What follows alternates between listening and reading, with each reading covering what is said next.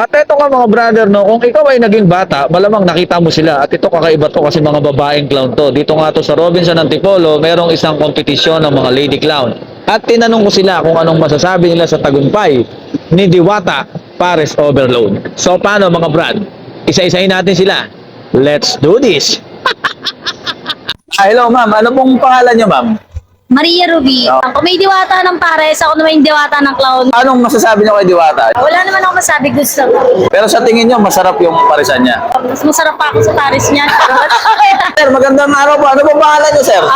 Kuya Kurt, Comment lang po about kay Diwata. regarding kay Diwata, nakaka-inspire siya kasi nasundan ng mga tao yung kung saan siya nanggaling, hanggang Alright. sa kung saan siya ngayon. Good sign nito is nasa mababang posisyon ngayon, hindi sila mananatili doon, katulad ni Diwata na may pag-asa pa na umasenso. Sa ibang banda, tinutuligsa pa rin siya, hindi mawawala talaga, lalo maangat ka. Kung bibigyan kayo ng pagkakataon, anong kakainin niyo doon sa parisan ni Diwata? Syempre, yung pinagmamalaking pares ni Diwata kasi yun talaga ang nagbigay sa kanya ng tatak. Diwata Pares. Alright, maraming salamat, sir. Salamat. Good luck, good luck. Thank you, thank you. Hi, ma'am. Excuse me. Let's talk about Diwata. You know Diwata? Ma'am, ano pong pangalan niyo, ma'am? Antoinette, Hi, ma'am. Any comment lang about kay Diwata Pares Overload? Okay naman, at least yung from rag to riches. Oh, yeah.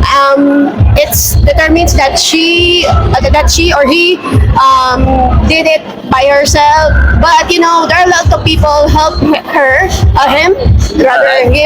by like giving money. But you know, a bit nakikita ko sa media, mostly parang medyo nagiging mayabang na baka ma-misinterpret natin, pero based sa mga nakikita ko sa video, ganun na. Tita Bubbles po!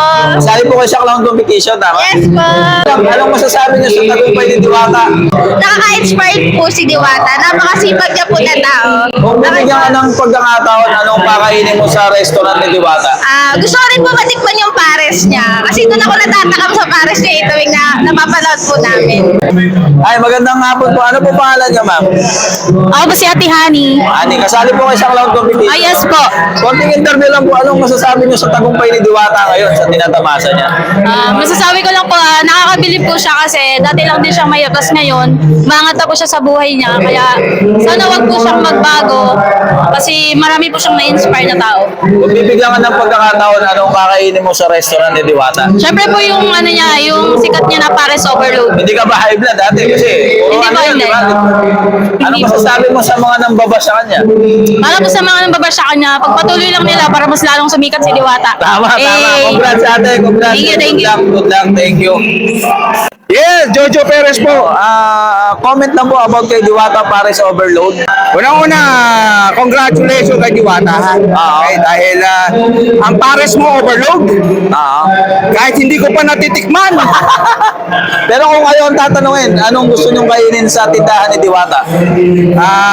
Siyempre, pares. Oh, hindi kasi marami siyang menu ngayon eh. Oh, ay fried chicken, iba-iba eh.